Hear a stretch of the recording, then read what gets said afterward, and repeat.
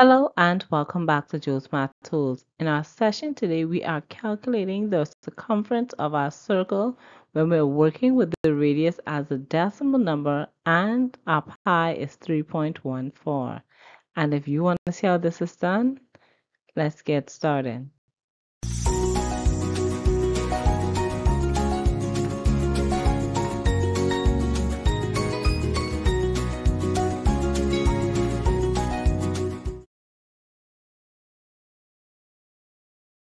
So in our example today, we are calculating the circumference of our circle when we're using our radius formula, and our radius and both pi are decimal numbers.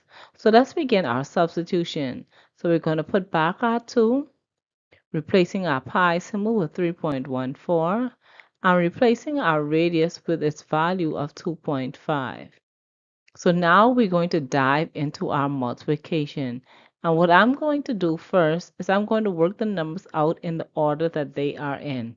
So I'm going to begin by multiplying my 3.14 times our 2. 2 times 4 will give us 8. 2 times 1 is equal to 2. And 2 times 3 is equal to 6. So we have 2 digits behind the decimal point here, none with our 0. So in total, we should have 2 digits behind the decimal point. So we count 1, 2, add in our decimal point.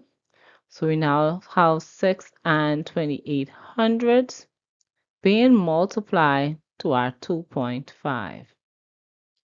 So now we're going to multiply with our last two numbers, which is my 6.28, which I will multiply to my 2.5. 5 times 8 is 40. We'll put our 0, carry the 4. 5 times 2 is 10, plus 4 will give us 14. We put our 4, carry the 1, and 5 times 6 is equal to 30, plus 1 will equal to 31. So we're now going to add in our 0 and begin multiplying by our 2. So 2 times 8 is 16. We'll put our 6, carry the 1. 2 times 2 is equal to 4, plus 1 is 5. 2 times 6 is equal to 12.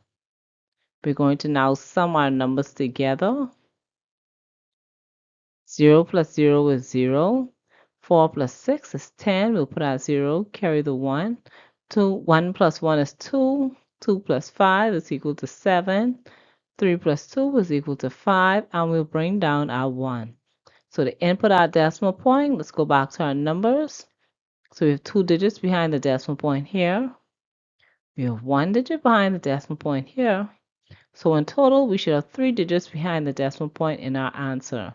So we're going to count 1, 2, 3, and input our decimal point right between our 5 and our 7.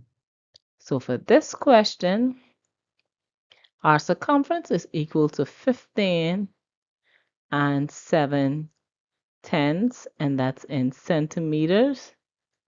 And remember that if you decide to write 15 and 7/10, or if you feel comfortable writing 15 and 70 centimeters, remember these two numbers, even though one has the 0 written in and one doesn't, they are exactly the same amount. Because remember that behind our 7, there's an infinity amount of zeros, but we usually don't include them in, since that is something that we should know based on our laws for math. But as always, get some additional practice in, continue to develop your skills to become a better mathematician, and when you're ready, we'll see you right here in the next video on Joe's Math Tools, where we make math easy.